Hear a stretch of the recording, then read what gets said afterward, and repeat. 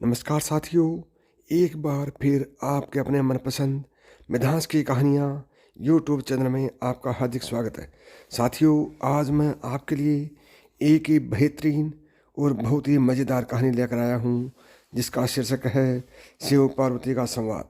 तो साथियों, एक बार माता पार्वती ने भगवान शिव से कहा कि प्रभु, मैंने पृथ्वी पर देखा है कि जो व्यक्ति पहले से ही अपने दुखी हैं, आप उसे और ज़्यादा दुख प्रदान करते हैं, और जो सुख में है आप उसे दुख नहीं देते हैं। भगवान शिव ने इस बात को समझाने के लिए माता पार्वती को धरती पर चलने के लिए कहा, और दोनों ने इंसानी रूप में पति पत्नी का रूप धारण कर लिया और एक गांव के पास डेरा जमा लिया। शाम के समय भगवान ने माता पार्वती से कहा कि हम मनुष्य रूप में यहाँ आए हैं, इसलिए यहाँ के नियमों का पालन करते हुए हमें यहाँ भोजन करना होगा।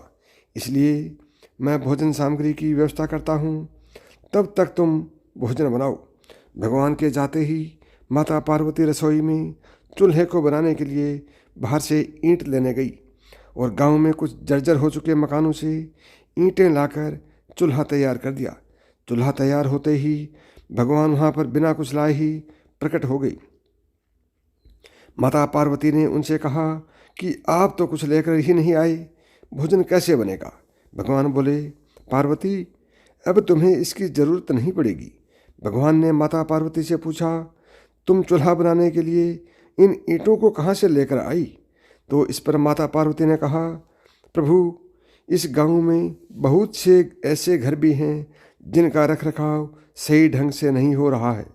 उनकी जर्जर हो चुकी दीवारों में से ईंटें निकाल कर ले आई। भगवान ने फिर कहा, जो घर पहले से खराब थे तुमने उन्हें और ख़राब कर दिया। तुम ईंटें उन सही घरों की दीवारों से भी तो ला सकती थी। माता पार्वती बोली, प्रभु, उन घरों में रहने वाले लोगों ने उनका रख रखाव बहुत सही तरीके से किया है, और वो घर सुंदर भी लग रहे हैं। ऐसे में उनकी सुंदरता को बिगाड़ना उचित नहीं होता। भगवान बोले, पार्वती, यही तुम्हारे द्वारा पूछे गए प्रश्न का उत्तर है। जिन लोगों ने अपने घर का रख रखाव अच्छी तरह से किया है, यानी सही कर्मों से अपने जीवन को सुंदर बना रखा है, उन लोगों को दुख कैसे हो सकता है? मनुष्य के जीवन में जो भी सुखी हों वो अपने कर्मों के द्वारा सुखी हैं, और जो दुखी हैं वो अपने कर्मों के द्वारा दुखी हैं। इसलिए हर एक मनुष्य को अपने जीवन में ऐसे ही कर्म करने चाहिए जिससे कि इतनी मजबूत व खूबसूरत इमारत खड़ी हो कि कभी भी कोई भी उनकी ईंट भी निकालने न पाए। तो दोस्तों, ये थी आज की शिव और पार्वती के संवाद की कहानी। मैं उम्मीद करता हूँ ये कहानी आपको बहुत पसंद आई होगी, और अभी तक आपने मिधांस की कहानियाँ यूट्यूब चैनल को सब्सक्राइब नहीं किया है तो अभी सब्सक्राइब करें। अगली बार और बेहतरीन कहानी के साथ मिलते हैं। तब तक नमस्कार दोस्तों, प्रणाम।